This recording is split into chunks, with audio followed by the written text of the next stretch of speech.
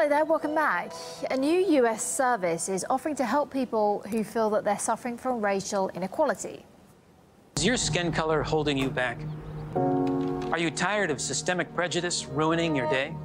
White Squad is a team of carefully selected white representatives who act on behalf of people of color, giving you the full benefits of being a white person. But not everything is quite what it seems. If you stay on the line until the very end of the call, you soon realise that actually it's satire. Thank you for calling the White Squad hotline. If you need help hailing a cab, press 1. If you need help getting a scholarship, press 2. If you need help renting or buying a house, press 3. If you need help resolving a legal matter, press 4. Thank you for your interest in White Squad. While white privilege is real, White Squad is fiction. This satire was created to illustrate how white privilege works and how it impacts people's lives. Well, reactions have been mixed online. Some applauded MTV's method of addressing prejudice and racism. Some felt the service should be real. Others found the joke offensive and distasteful. We asked human rights activist Ajamu Baraka to explain the negative reaction to us.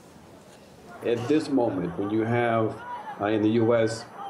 Sandra Bland, who was picked up in Texas, and found dead in her cell 3 days later. When you have the Black Lives Matter gathering getting ready to start tomorrow in Cleveland, a place where 2 black people were shot 137 times by policemen. The scene where Tamir Rice, the 12-year-old young black kid, was playing with what turned out to be a toy gun, but was shot down by Cleveland police 2 seconds after they arrived on the scene. This is not really a time for too much humor. It was a very scary and a very intense moment. So I think that is the reaction that many people are having to this video. It may be in very bad taste at this particular time. The latest crew of the International Space Station has arrived at the orbiting outpost after an 8-hour trip. They've joined colleagues who've been aboard for 4 months now. Shortly after arriving, the astronauts caught up with their relatives. We're doing great up here. It was just a spectacular ride, and it's amazing to be here in the space station. We spent so much time training in the simulator and the mock-up, and it's so cool to see the real thing. Hi, Kel. It's your sister, Nikki, and I just want to know when you're going to dig into that astronaut ice cream. Well, after we're done here, Scott and Gennady and Misha are going to give us a tour of the station. We're going to get a safety brief so we know where all the emergency equipment is, and hopefully that leads to ice cream at some point. Well, the Soyuz spacecraft was carrying a Russian, American and a Japanese astronaut.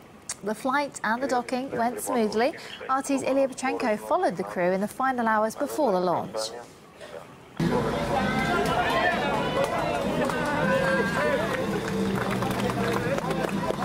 Here they are. They're going to get into the bus. Before that, of course, they're going to wave to their relatives just one more time.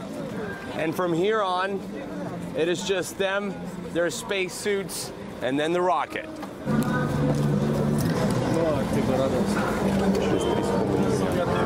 That's it. The crew is in the bus. They won't see their relatives again before the launch, and for them the next step is putting on their spacesuits. They're only letting cameramen and photographers see how the crew is going to put on their spacesuits. So I can't go there, but you'll be able to get a sneak peek.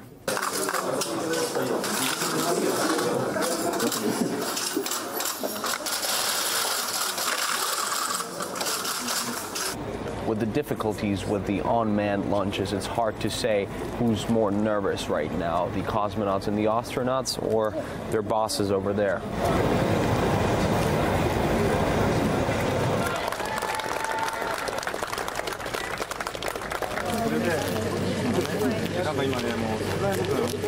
So putting on the spacesuits is done and dusted, and right now the crew commander will give his final "we are ready" salute to his bosses. Just imagine how much their hearts are thumping right now.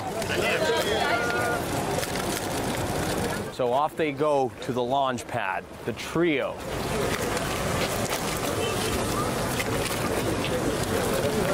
So now all the spectators are heading to the viewing point, including the father of the Japanese astronaut. So this is the rocket, and this is the moment that everyone's been waiting for, the liftoff.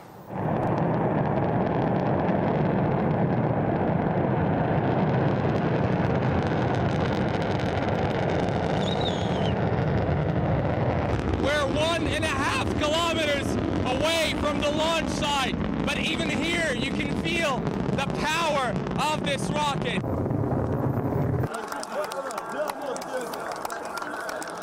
This round of applause means that there was an announcement that the engines are cut off and the rocket is in orbit. Israeli scientists digitally unwrap an ancient scroll. Well, the script was actually found back in the 1970s, but what's inside has actually remained a secret until now because scientists could not actually physically unwrap the fragile scroll. So head to RT.com to find out what they found inside. Fascinating stuff just there. Also, while you're there, the constant changing of the weather in Moscow between the sun and the rain resulted in some spectacular scenes in the skies over the city. Take a closer look at these breathtaking pictures of the skyline. Just there, you can see it. RT.com, though, for more.